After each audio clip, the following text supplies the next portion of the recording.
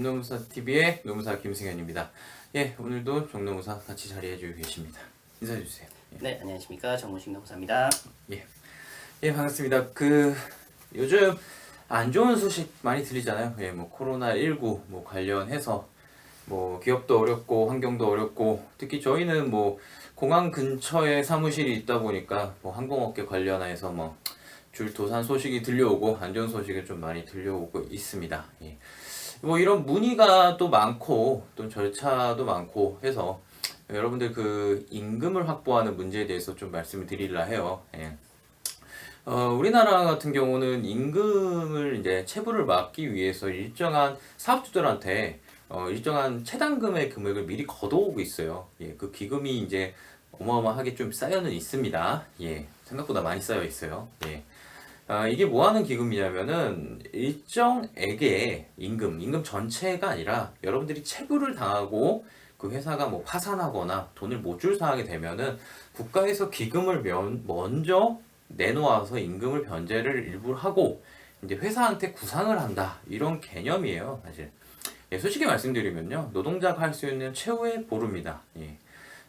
체당금이라는 제도인데 이거는 최후의 보루가 됐으면 좋겠다는 게 먼저 이렇게 설명을 드리고 갈게요. 무슨 얘기냐면 정말 사용자가 도산할 수밖에 없는 상황이고 재산이 정말 없어가지고 해야 되는 거면 이것도 최후의 뭐 어떻게 보면은 마지막 카드로 쓰는데 의미는 있어요. 근데 이게 부정하게 사용되는 게 제가 보기에는 분명히 있습니다. 예, 무슨 얘기냐? 사용자에게 재산이 있고 어느 정도 해결할 수 있음에도 불구하고 이 제도만을 믿고 일부러 고의적으로 임금 체불을 지속한다거나 회사를 도산 비슷한 상황으로 몰고 가는 경우도 분명히 있긴 있어요. 그래서 여러분들은 이 체당금이라는 걸 생각하시기 전에 먼저 임금 채권을 완전하게 확보하는 방안에 대해서 먼저 고민을 하시는 게 맞습니다. 자, 제가 뭐 종전에 저희 뭐 영상 보시면은 체불임금 완전하게 받아내는 방법 이런 걸로도 좀 많이 소개해 드렸는데요. 뭐 가압류나 각서나 재산을 미리 알고 조회를 하는 방식이나 이런 걸 먼저 고민을 하셔야 돼요. 그걸 다 하고 나서도 안 된다 또는 중복적으로 이거라도 받아야 되는 이런 사항이라면은 검토를 하셔야 되는 게 체당금이지. 체당금만 받고 끝내시겠다라고 생각하시면 안 돼요. 그거 먼저 말씀을 드리고 시작을 해야 될 것 같아요. 체당금은 여러분의 임금을 일부 국가가 일종의 사회보장적 차원에서 이것을 지금 대신 해주는 것 뿐이지 결코 여러분들이 온전한 임금을 받을 수 있는 제도는 아니다. 이렇게 좀 말씀을 드려놓고 시작을 하겠습니다. 예. 정영사님 오셨으니까 체당금의 일단 종류를 좀 설명해 주시죠. 체당금이 제가 뭔지는 말씀드렸으니까. 네, 체당금의 종류는 두 가지가 있습니다. 네, 소액 체당금이라는 것과 그리고 일반 체당금 이렇게 두 가지로 구분이 되어 있고요.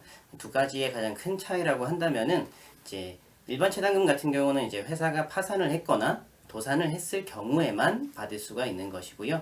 소액 체당금은 이제 도산이나 파산 상관없이 그냥 변제가 불가능한 상황이 되었을 때 받을 수 있는 제도인데 이제 소액 체당금 같은 경우는 별도로 민사소송에 준하는 이제 절차를 거쳐야만 받을 수 있다라는 차이점이 있습니다.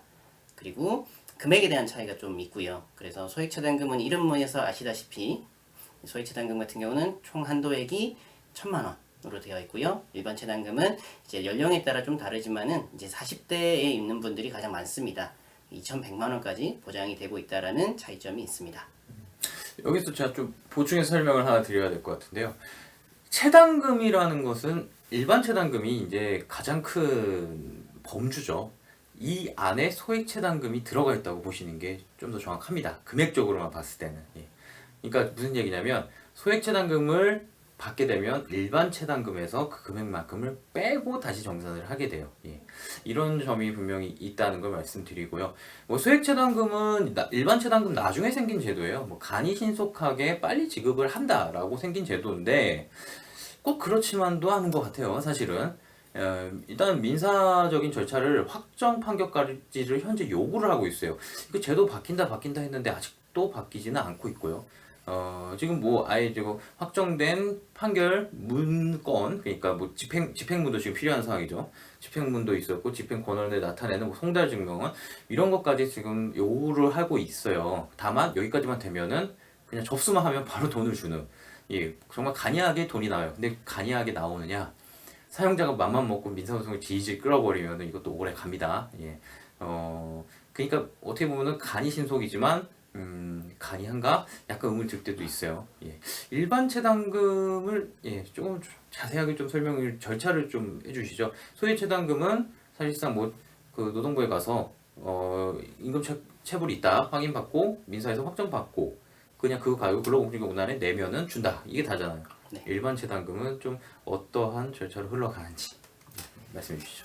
네, 일반 체당금 같은 경우는 이제 민사법원을 거칠 필요는 없습니다. 이제 더 노동청에서 모든 절차가 다 종료가 되고요. 그리고 일반 체당금만 이제 담당하시는 근로감독관님이 계시기 때문에 이렇게 사건이 진행이 되는데요. 일반 체당금은 일단은 두 가지를 좀 구분을 해서 생각하시는 게 좋습니다.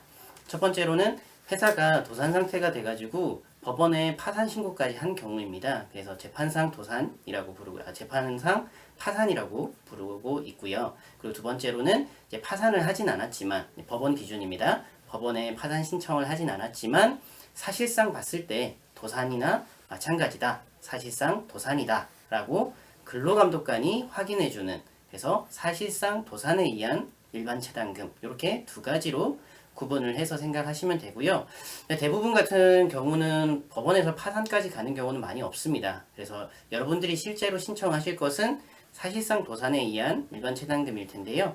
이 절차가 생각보단 복잡합니다. 저희가 대략 알고 있는 서류들만 해도 한 20가지 이상 제출을 해야지만 근로감독관이 서류를 보고 이 회사는 도산이구나 라고 이렇게 도산 확인을 이렇게 하게 되는데요. 이제 그때 필요한 서류들이 이제 근로자분들이 얻을 수 있는 서류가 있지만은 사실은 더 많은 거는 이제 서류상으로는 사용자가 좀 협조를 해주어야만 할 수 있는, 그런 구할 수 있는 서류들이 많아가지고 이 절차를 진행하시면서 제일 중요한 거는 사업주와 적절하게 협의를 해서 이제 임금체불에 의한 이제 고소를 하지 않겠으니, 그러니까 형사적인 처벌을 하지 않을 테니까 협조를 해달라. 이 부분이 가장 중요하다라고 일단은 먼저 말씀을 드리겠습니다.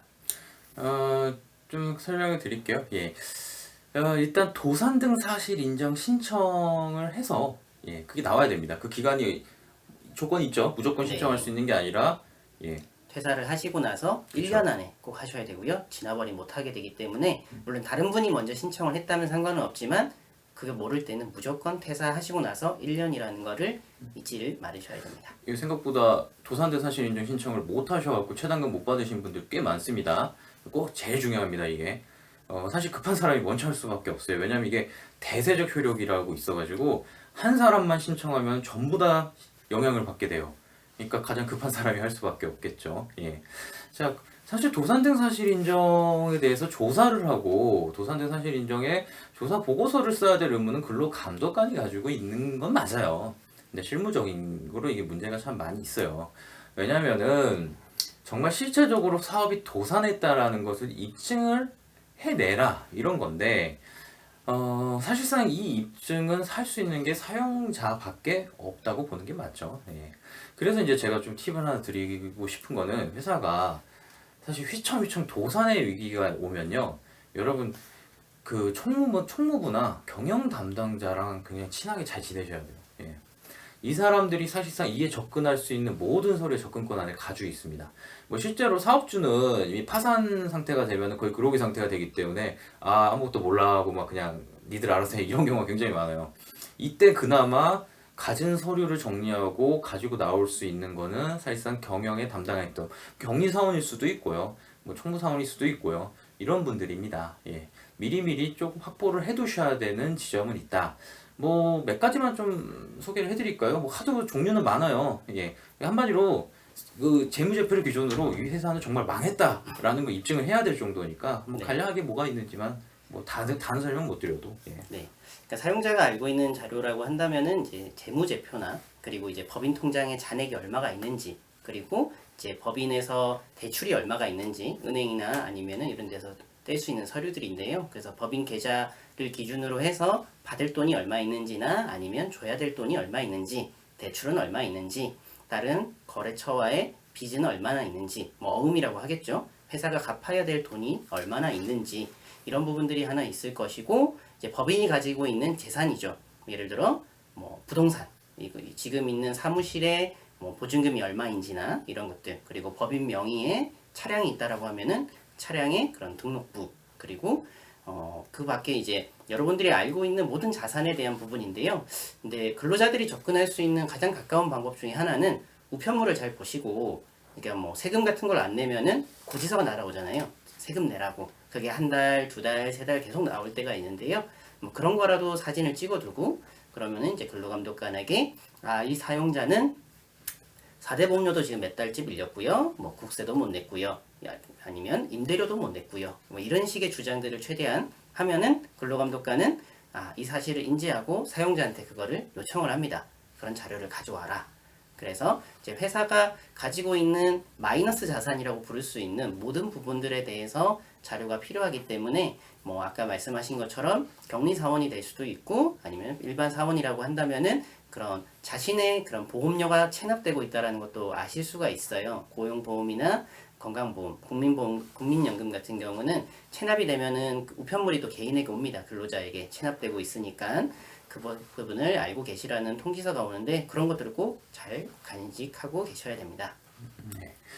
상당히 이게 까다로워요. 그러니까 뭐 넌지시 뭐 압류 통지서 몇 장 이걸로 해주는 것도 아니고요. 사실 이제 재무제표상에 있는 그 플러스 돼 있는 숫자를 다 깎아서 없앨 정도로 입증을 요구하고 있어요. 예, 참 까다로운 작업이고 사용자 협조가 참 필요한 그런 일입니다. 물론 대규모 도산회 같은 경우 사용자가 협조하는 경향은 좀 있지만, 예, 그렇지 않은 경우도 많다. 예. 뭐 여러분들도 한번 좀 전략적으로 한번 사용자를 협상을 해보실 필요는 있어요. 예. 만약 이제 여러분들 임금이 최단금으로 대부분 해결이 된다, 그러면 사용자가 적극적으로 협상을 해보실 필요는 있습니다. 예. 물론 뭐 저희 같은 대리인들은 뭐 저희가 한번 협상을 하기도 해요. 보통 이 협상할 때 내주는 게 형사처벌을 내주는 방향으로 가긴 됩니다. 근데 다시 말씀드리지만 최단금이 이건 최후에 모릅니다. 이것만을 위해서 사용자들한테 면책권을 함부로 주시는 거는 저는 찬성하진 않아요. 예. 최단금 받게 해줄 테니까 면책시켜달라. 이게 악용되는 사례가 있기 때문에. 그리고 한 가지 좀 말씀드릴게요. 최단금은 매우 엄해요. 무슨 얘기냐. 이게 도산에서 노동자 1인당 받을 수 있는 금액이 꽤 크단 말이에요. 1,000만 원, 2,000만 원 이런 정보에서 나온 돈을 주는 게 어디 있어요. 이러다 보니까 이걸 가짜로 속여서, 또는 뭐 등재되어 있지 않은 인원을 등재해서 이런 식으로 받으려는 시도가 왕왕 있습니다. 크게 처벌받습니다. 이거. 예. 감옥 가신 분들도 좀 많아요. 이것 때문에. 그러니까 사업주들이 간혹 이런 제안을 하시는 거에 대해서는 단호히 거절을 이건 해주셔야 돼요. 예. 그리고 이런 작업을 하자 그러신 분들도 조심은 해야 됩니다. 예.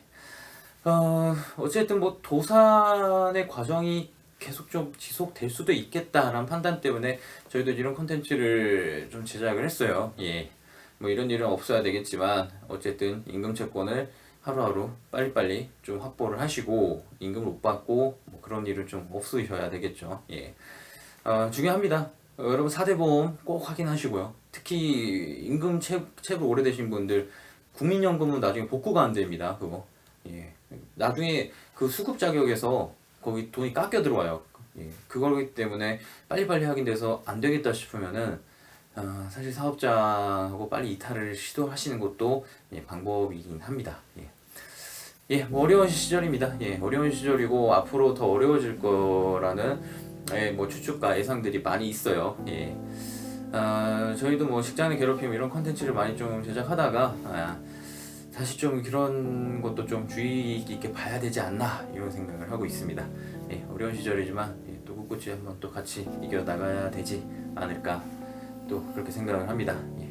오늘 김남사 TV에서는 최단금 제도에서 좀 간략히 알아봤어요. 이게 좀 더 복잡하고 그럴 수는 있는데 일단 저희가 말씀드린 이 키포인트 이 부분들을 좀 알고 계시면은 아무래도 좀 도움이 되시리라 생각합니다.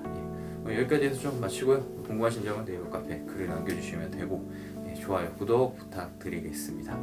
인사드리시죠. 감사합니다. 감사합니다. 감사합니다. 예.